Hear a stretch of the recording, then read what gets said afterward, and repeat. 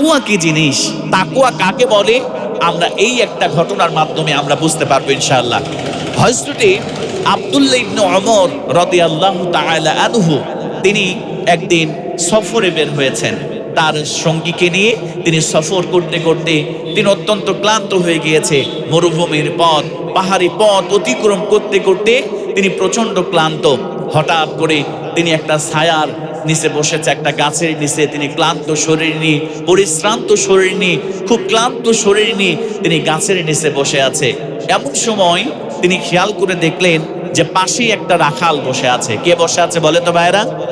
একজন রাখাল বসে আছে। তার শরীরটা ঘর্মাক্ত, সে ঘেমে গিয়েছে। তার চেহারাটা দেখেই বোঝা যায় যে প্রচন্ড তৃষ্ণার্ত। তার চেহারার মধ্যে প্রচন্ড ক্ষুধার্ত ভাব তার শরীরের মধ্যে, তার চেহারার মধ্যে ফুটে উঠেছে।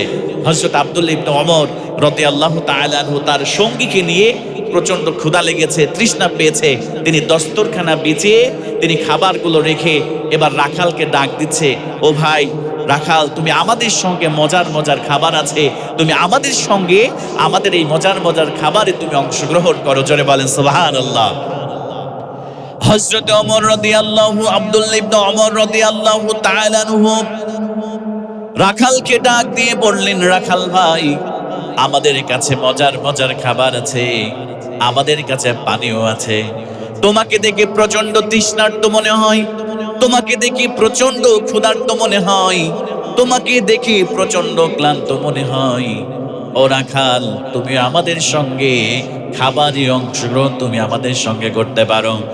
এবার রাখাল ডাক দিয়ে বলে, প্রতীক ও মুসাফির, তুমি আমাকে ক্ষুধার্ত মনে করেছ, আমাকে তৃষ্ণার্ত মনে করেছ। তোমার ধারণা ঠিক আছে, কারণ হলো আমি আজকের এই দিনে আমি নফল রোজা পালন করতেছি। আল্লাহ পাক সুবহানাহু ওয়া তাআলা কাল কিয়ামতের দিন ওই কঠিন মুসিবতের থেকে বাঁচার জন্য, কিয়ামতের ওই কঠিন আযাব থেকে বাঁচার জন্য আমি রোজা রেখেছি আল্লাহর সন্তুষ্টি অর্জনের জন্য। জোরে বলেন সুবহানাল্লাহ। রাখাল ডাক দিয়ে বলে, কিয়ামতের দিন কঠিন মুসিবতের সময় যখন সূর্যটা মাথার উপরে চলে আসবে, মাথার উপরে যখন সূর্যটা চলে আসবে, আমার প্রিয় ভাইয়েরা, মানুষের মাথার মগজগুলো টকবক টকবক করে ফুটতে থাকবে। মানুষের মগজগুলো ভাতের মার যেমন করে, ভাতের মধ্যে ভাত রান্না করতে গিয়ে যেমন করে টকবক করে ফুটে, আল্লাহ রাব্বুল আলামিন কিয়ামতের দিন ওই কঠিন মুসিবতের সময় পাপিষ্ঠ বান্দা যারা হবে তাদের মগজগুলো টকবক করে ফুটতে থাকবে।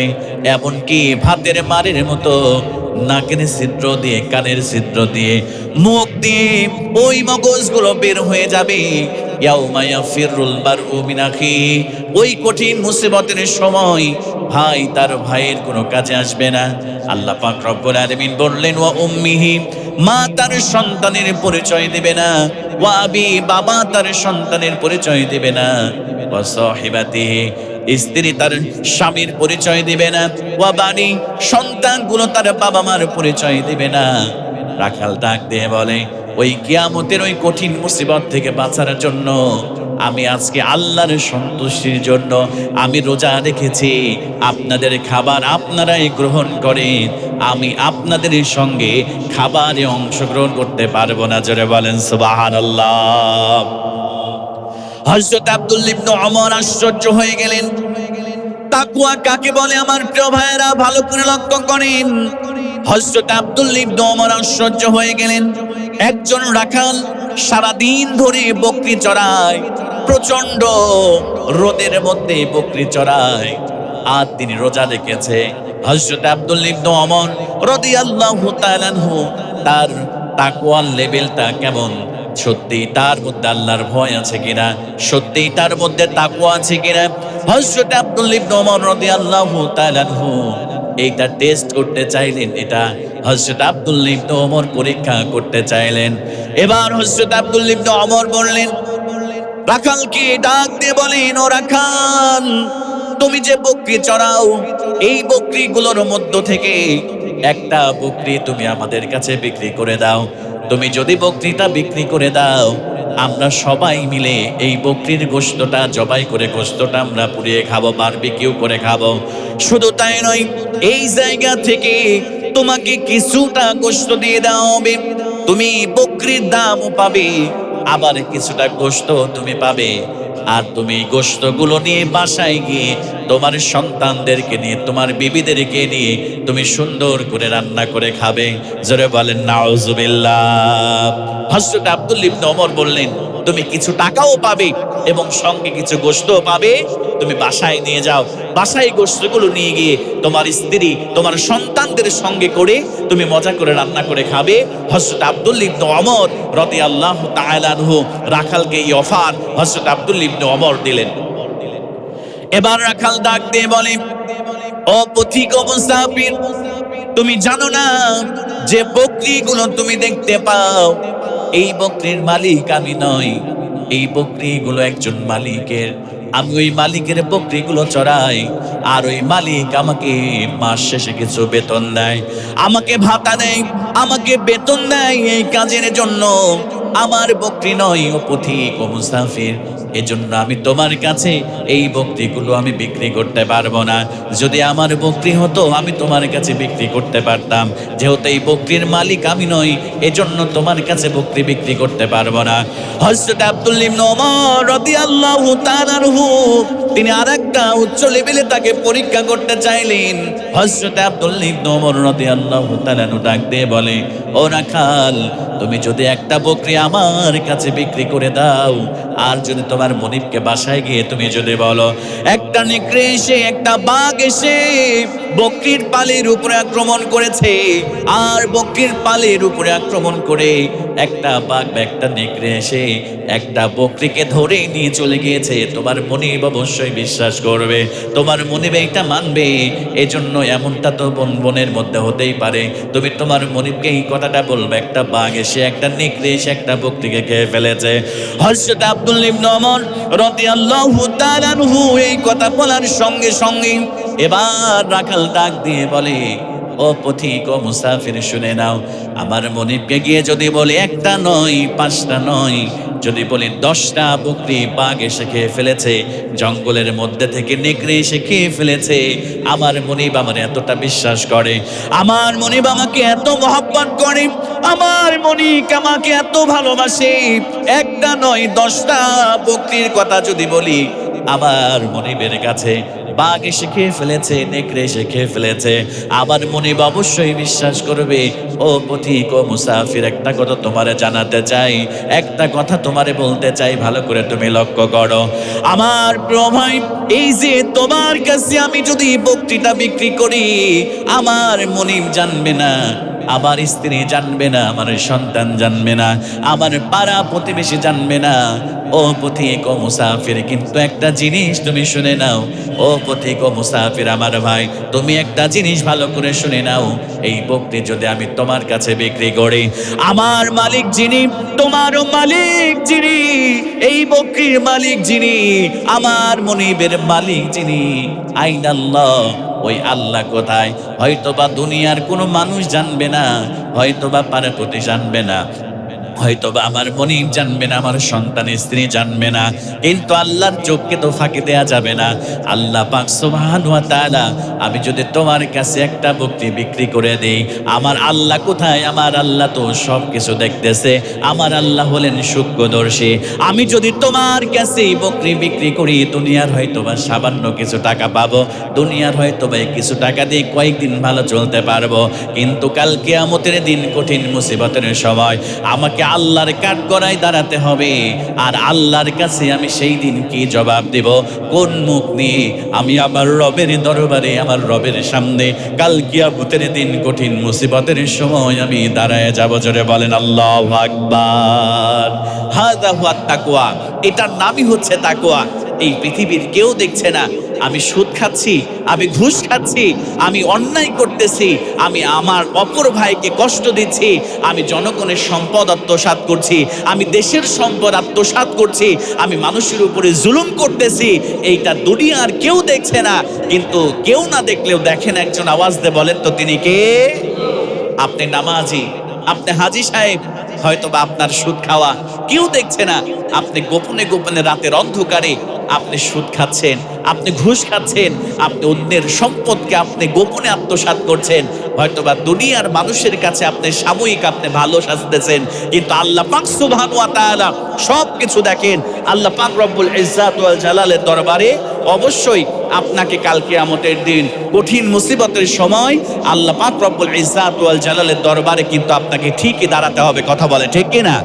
আর আপনার এই পাপের জন্য, আপনার এই গুনাহের জন্য আল্লাহ পাক সুবহানাহু ওয়া তাআলার কাছে আপনাকে জবাব দিতে হবে, আল্লাহর কাছে জবাব আপনাকে দিতে হবে। আল্লাহ পাক সুবহানাহু ওয়া তাআলার এই যে ভয় নিয়ে যদি আপনি চলতে পারেন যে আমি সুদ খাই, আমি ঘুষ খাই, আমি অন্যায় অবিচার করি, জেনা করি, ব্যভিচার করি, এইগুলো কেউ দেখছে না দুনিয়ার, একমাত্র আল্লাহ পাক সুবহানাহু ওয়া তাআলা দেখছেন। এইটা যদি আপনি মনে করে, যদি আপনি আল্লাহকে ভয় করে এই সমস্ত পাপ যদি আপনি ছেড়ে দিতে পারেন, আল্লাহ পাক বলছেন লাআল্লাকুম তাত্তাকুন, যে রোজা আমি তোমাদের জন্য ফরজ করে দিয়েছি, আশা করা যায় সেই রোজা আর মাধ্যমে তোমরা তাকওয়া অবলম্বন করতে পারবে, তোমরা পরহেজগারিতা অবলম্বন করতে পারবেন। জোরে বলেন সুবহানাল্লাহ। সম্মানিত প্রিয় ভাইয়েরা, দেখেন রোজা আমাদেরকে কিভাবে তাকওয়ার শিক্ষা দেয়। আমরা এই যে গতকালকে একটা ইফতারি আমরা করেছি, করে নাই বলেন?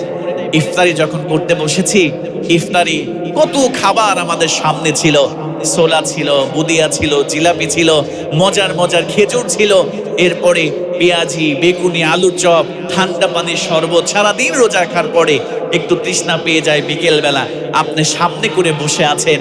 কিন্তু আচ্ছা বলেন তো দেখি, ইফতারি সামনে করে বসে থাকার পরে আমাদের মাননীয় প্রধানমন্ত্রী যদি আপনাকে আদেশ দিত যে আপনি ইফতারির টাইম হওয়ার 1 মিনিট পূর্বে আপনাকে ইফতারি করতে হবে, আমরা কি কেউ কি ইফতারি করতাম? কথা বলে না, করতাম? 30 সেকেন্ড আগে ইফতারি করতে হবে আপনাকে যদি বলা হতো, আপনি কি করতেন? আপনি করতেন না। আপনি ঠিক সময় মতো আপনি চিন্তা করতেন, যতই মাননীয় প্রধানমন্ত্রী বলুক, আর চেয়ারম্যান বলুক, আর মেম্বার বলুক না কেন, যারা খাঁটি ইমানদার তারা কখনো 30 সেকেন্ড আগে ইফতারি করবে, এমনটা হয় ভিতরে। প্রিয় ভাইয়েরা, যে ইফতারি নিয়ে বসে আছি, টাইম হয়ে গিয়েছে কিন্তু মুয়াজ্জিনের আজান হয় নাই, এরপরে আমরা একটু হেজিটেশন ফিল করি, একটু আমরা চিন্তিত হই যে না এখনই করব না, টাইম হয়েছে, তারপরে আমরা কিন্তু ইফতারি করতে ভয় পাই। সারাদিন না খেয়েছিলাম, এখন যদি খেয়ে ফেলি, হঠাৎ যদি আমার রোজাটা নষ্ট হয়ে যায়, আমরা কতটা সচেতন, কথা বলেন ঠিক না? আপনি যখন ইফতারি সামনে নিয়ে বসেন, আপনি তখন কারোর আদেশে আপনি 1টা সেকেন্ড আগেও আপনি ইফতারি করেন না।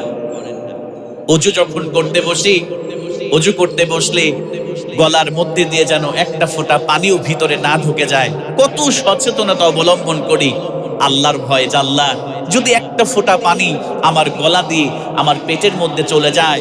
এজন্য আমরা খুব সতর্কতার সহিত, আমরা গড়গড়া কুলি তো করিই না, বরং এমনি কুলি করতে গেলেও কিন্তু অনেক সচেতনতা বোধ আমরা করি, অনেক সতর্কতার সহিত আমরা কিন্তু সুন্দরভাবে আমরা কিন্তু কুলি করি, কথা বলেন ঠিক না? একজন মুসলমান যদি এই ভয়টা সব ক্ষেত্রে করত, তাহলে সোনার বাংলাদেশটা আল্লাহ পাক সুবহানাহু ওয়া তাআলা রহমত দিয়ে, বরকত দিয়ে, সোনা দিয়ে আমাদের এই বাংলাদেশটাকে আল্লাহ মুড়িয়ে দিত, কথা বলে ঠিক না? সম্মানিত প্রিয় ভাইয়েরা, আপনি ইফতারির আগে 1টা মিনিট আগে, 30টা সেকেন্ড আগে আপনি ইফতারি করেন না। আপনি রোজার রাখা অবস্থায় অজু করতে গেলে একটা ফোঁটা পানি আপনার গলার মধ্যে চলে যাবে, এই ভয়ে আপনি কত সতর্কতার সহিত আপনি অজু করেন। কিন্তু একজন ব্যবসায়ী যখন রোজা রাখে, সে যখন আরেকজন ভাইকে যখন পণ্য বিক্রি করতে চায়, আমার ওই বিক্রেতা ভাই যদি এইভাবে তাকে অবলম্বন করতে পারত, দাড়িতে ওজন করার সময় যদি ওজনটা আল্লাহর ভয় নিয়ে সঠিকভাবে দিতে পারত, তাহলে কতই না ভালো হতো, কথা বলে ঠিক কিনা? আমার ব্যবসায়ী ভাই যদি সে খাদ্যদ্রব্যে ভেজাল না মিশিয়ে যদি সঠিক পণ্য সঠিক দামে বিক্রি করত, তাহলে কতই না ভালো হতো। একজন নামাজি যদি সে আল্লাহর ভয় নিয়ে সুদ খাওয়া ছেড়ে দিত, কতই না ভালো হতো। একজন হাজী সাহেব যদি যথাসময় আল্লাহর ভয় নিয়ে সে জাকাতকে প্রদান করত, জাকাত দিত, তাহলে কতই না ভালো হতো। সম্মানিত প্রিয় ভাইয়েরা, আল্লাহ পাক শুধুমাত্র এই রোজাকে আমাদের জন্য এজন্য ফরজ করে নাই যে আপনি সকাল থেকে সন্ধ্যা পর্যন্ত না খেয়ে থাকবেন, আপনি পাক্কা রোজাদার। আল্লাহ পাক এজন্য ফরজ করেছে এই রোজার মাধ্যমে তোমরা লাআল্লাকুম তাত্তাকুন, তোমরা খোদাভীতি অর্জন করবে, তোমরা মুত্তাকি, তোমরা পরহেজগারিতা অবলম্বন করার অন্যতম মাধ্যম হচ্ছে এই রমজানের রোজা, কথা বলে ঠিক কিনা? এজন্য প্রিয় ভাইয়েরা, আত্মশুদ্ধি করেন, নিজের জীবনের পরিবর্তন করেন। আপনি গত রমজানেও আপনি সুদ খেতেন, এই রমজানেও আপনি সুদ খাওয়া ছাড়তে পারছেন না।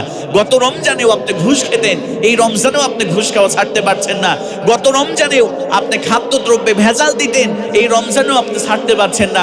গত রমজানেও আপনি অসৎ ব্যবসা করতেন, এই রমজানেও আপনি ছাড়তে পারছেন না। গত রমজানেও আপনি খাদ্যদ্রব্যে ভেজাল দিয়ে আপনি চড়া মূল্যে আপনি খাদ্যদ্রব্য বিক্রি করতেন, এই রমজানেও আপনি ছাড়তে পারছেন না। গত রমজানেও 100 টাকার দ্রব্য আপনি মানুষকে ঠকে 1500 টাকায় বিক্রি করছেন, এই রমজানেও আপনি ছাড়তে পারছেন না।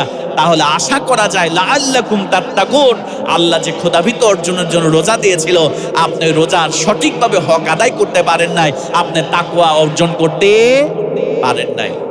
তাকওয়া একটা মুমিনের জন্য মহৎ গুণ। এই তাকওয়া যারা অবলম্বন করবে, এই তাকওয়ার পুরস্কার আল্লাহর জান্নাত ব্যতীত আর কিছুই নয়। জোরে বলেন সুবহানাল্লাহ।